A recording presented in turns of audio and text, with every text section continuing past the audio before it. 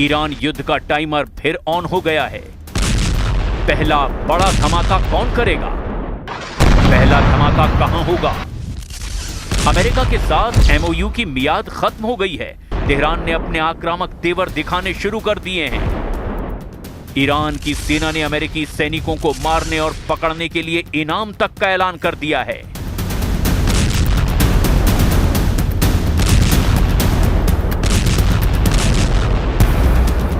अमेरिकी सैनिकों को पकड़ने या मारने वालों को करीब $30 यानी करीब 28 लाख रुपए के इनाम की घोषणा की गई है। अगर यही काम कोई महिला करती है तो इनाम की रकम दोगुनी यानी $60,000 यानी करीब 57 लाख रुपए कर दी गई है। ईरानी सेना के commander in chief Aamir Hatami ने तेहरान में कहा कि ये योजना कई मांगों के बाद बनाई गई है। ये उन लोगों के लिए है जो फाइनेंशियल जिहाद के जरिए ईरान के युद्ध में आर्थिक रूप से मदद करना चाहते हैं। ما به پشتوانه این عزیزانی که میخواهند در جهاد مالی شرکت کنند اما به ضمانت ارتش در کنار اون اجر عظیم جهاد یک هدیه خوب میدیم. این هدیه معادل $30,000 است.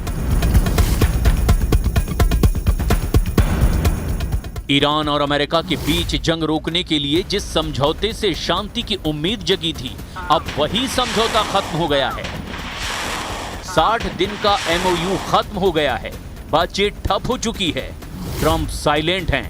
ईरान पलटवार की चेतावनी दे रहा है। हॉर्मुज में जहाजों की आवाजाही लगभग रुक गई है और अब ईरान सीधे सीधे कह रहा है, ईरान की सेना अब सिर्फ बचाव नहीं करेगी, जरूरत पड़ी तो ऑफेंसिव यानी आक्रामक जवाब देगी।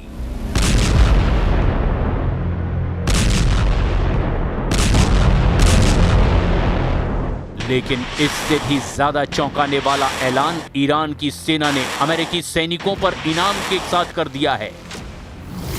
और सिर्फ इतना ही नहीं, जिस हथियार से अमेरिकी सैनिकों को मारा जाएगा उसे भविष्य में एक म्यूजियम में रखे जाने की भी बात हो रही है। यानी अमेरिका और ईरान के बीच लड़ाई अब सिर्फ मिसाइलों और बमों की नहीं रह गई। यह लड़ाई अब साइकोलॉजिकल वॉरफेयर मतलब मनोवैज्ञानिक जंग और दुश्मनों को बड़े नुकसान या भयानक नतीजों का डर दिखाने की तरफ बढ़ती जा रही है। तो क्या ईरान अब अमेरिका के खिलाफ युद्ध का अगला चरण शुरू करने जा रहा है? और अगर ऐसा हुआ तो अगला निशाना कौन होगा? हॉर्मुज या अमेरिकी सैन्य ठिकाने या फिर पूरे मिडिल ईस्ट में अमेरिकी मौजूदगी को ही खत्म करने की कोशिश होगी?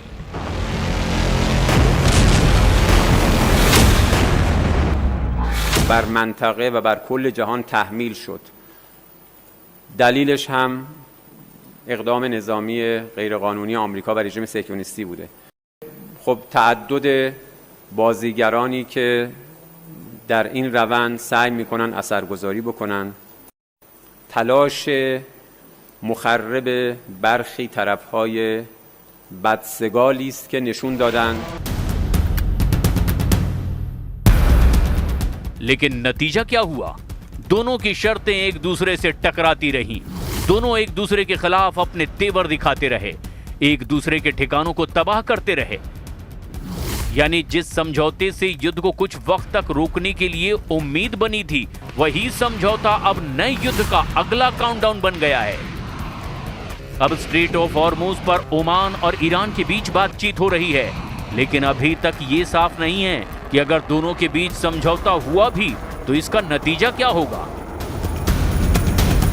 و همینطور سوء استفاده از مناطق مجاور کرانه جنوبی خلیج فارس برای طراحی و تدارک حمله علیه ایران باعث شد که تنگ ناامن بشه. ایران محق بود و هست که برای صیانت از منافع و امنیت ملی خودش مجموعه تدابیر رو اتخاذ بکنه به عنوان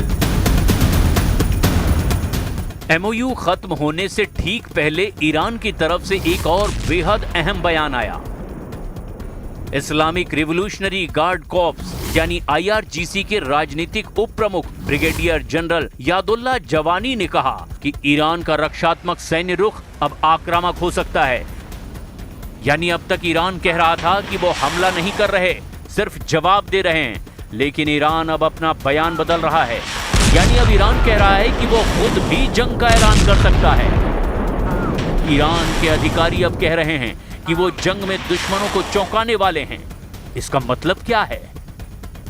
अगर जंग में ईरान आक्रामक तेवर अपनाता है तो अमेरिका के लिए सिर्फ ईरान के अंदर मौजूद टारगेट ही चुनौती नहीं होंगे। मिडिल ईस्ट में अमेरिका का मिलिट्री नेटवर्क बहुत बड़ा है।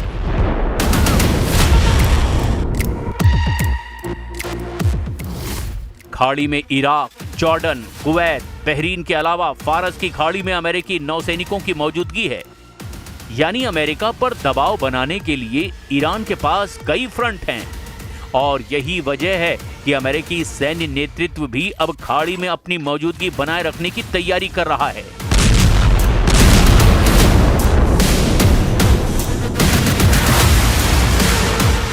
अमेरिका ने संकेत दिया है कि वो अमेरिकी नेवी बेस और ईरान के खिलाफ नाकेबंदी को लंबे समय तक जारी रख सकता है। MOU खत्म होने के बाद अब अमेरिकी नौसेना भी अपने डिप्लॉयमेंट में बदलाव कर रहा है। ارتش رژیم صهیونیستی نه، منظور من این هست که آمریکا و اسرائیل با اهداف مشخص و روشن، با 9 هدف مشخص اعلام شده رسمی مکتوب و مکرر گفتن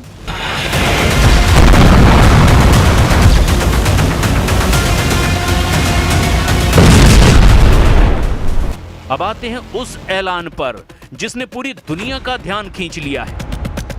ईरानी आर्मी चीफ आमिर हतामी ने ऐलान किया कि जो भी अमेरिकी सैनिक को मारेगा या पकड़ लेगा उसे $30,000 का इनाम दिया जाएगा।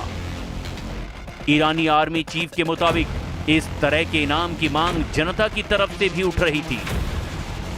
और फिर आया सबसे अजीब हिस्सा।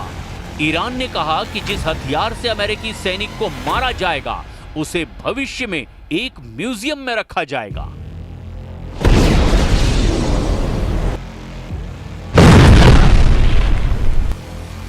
यानी ईरान अब युद्ध में इस्तेमाल हुए हथियारों को एक वॉर ट्रॉफी की तरह प्रदर्शित करने की बात कर रहा है। जंग में इस तरह की बात बेहद चौंकाने वाली है, लेकिन इस ऐलान का मतलब ये नहीं है कि अमेरिकी सैनिक अभी ईरान की जमीन पर बड़ी संख्या में मौजूद हैं।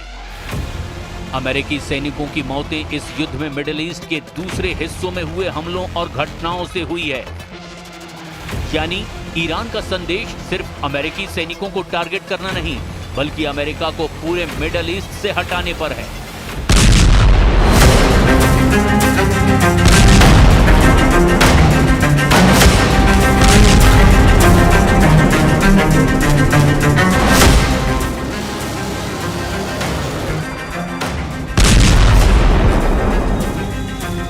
ईरान की ताकत सिर्फ उसके अपने मिसाइल बेस तक सीमित नहीं है, उसकी ताकत पूरे इलाके में दबाव बनाने की है और इसकी तस्वीर वो खाड़ी देशों पर हमले करके दिखा चुका है। जुलाई में ईरानी मिसाइल अटैक में जॉर्डन के मुआफाक साल्ती एयरबेस पर अमेरिकी सैनिक मारे गए थे। इराक में भी एक अमेरिकी सैनिक की मौत ईरानी ड्रोन अटैक में हुई थी। और इसके बाद अमेरिका ने लगातार कई रातों तक ईरान के खिलाफ एयर स्ट्राइक की थी। जुलाई में अमेरिकी सेना ने ईरान के खिलाफ 11 रात एयर स्ट्राइक की, जिसका मकसद कमर्शियल जहाजों पर ईरान की धमकी कम करना बताया गया। यानी अब तक की जंग में जो पैटर्न सामने आया उसमें ईरान हमला करता है तो अमेरिका जवाब देता है, लेकिन इसके बाद ईरान खाड़ी देशों को टारगेट करके दबाव बढ़ा देता है। और अब ट्रंप फिर कह रहे हैं कि आर्थिक दबाव और नाकेबंदी को और मजबूत किया जा सकता है और इस जंग का सबसे बड़ा बैटल ग्राउंड बन रहा है स्ट्रेट ऑफ हॉर्मुज।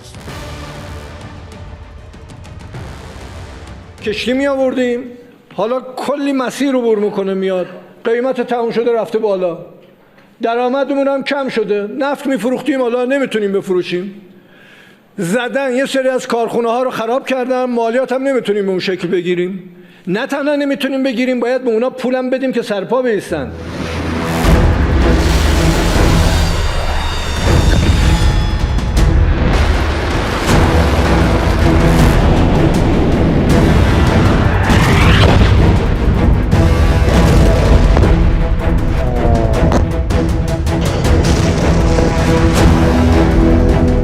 दुनिया के सबसे महत्वपूर्ण oil check point strait of Hormuz में इस वक्त जहाजों का ट्रैफिक बुरी तरह से प्रभावित है। 15 अगस्त के आसपास इससे गुजरने वाले जहाजों की आवाजाही बेहद कम हो गई। यानी युद्ध का असर सिर्फ अमेरिका और ईरान तक सीमित नहीं है, इसका असर सीधे तेल पर, शिपिंग पर और पूरी ग्लोबल इकोनॉमी पर पड़ रहा है। ईरान चाहता है कि हॉर्मूज पर उसका कंट्रोल बना रहे। ट्रंप चाहते हैं कि इसे पूरी तरह से खोल दिया जाए। ट्रंप तो यहां तक कह चुके हैं कि भविष्य में हॉर्मूज को अमेरिकी क्षेत्र घोषित करने पर भी विचार कर सकते हैं। ईरान ने इस बयान को खारिज करते हुए साफ कह दिया कि हॉर्मूज को खोलने या बंद करने का फैसला उसके हाथ में है और इसी टकराव में पूरी दुनिया फंसी हुई है। मतलब दुनिया के सबसे बड़े ऊर्जा गेटवे पर अमेरिका और ईरान की सबसे बड़ी जंग चल रही है। एमओयू खत्म हो चुका है, बातचीत अटक चुकी है। ईरान में अमेरिकी सैनिकों पर लाखों रुपए का इनाम घोषित कर दिया गया है और उसकी सेना चौंकाने वाले नतीजे की चेतावनी दे रही है। यानी आने वाले दिन बेहद अहम हैं, क्योंकि अगला सवाल सिर्फ ये नहीं है कि अमेरिका और ईरान में शांति होगी या नहीं। असल सवाल तो ये है कि अगर शांति नहीं हुई तो अगला हमला कहां होगा? क्या फिर मिसाइलें उड़ेंगी?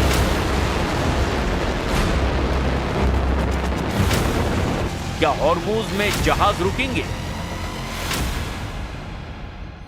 या ईरान और अमेरिका के बीच जंग का नया अध्याय शुरू होगा?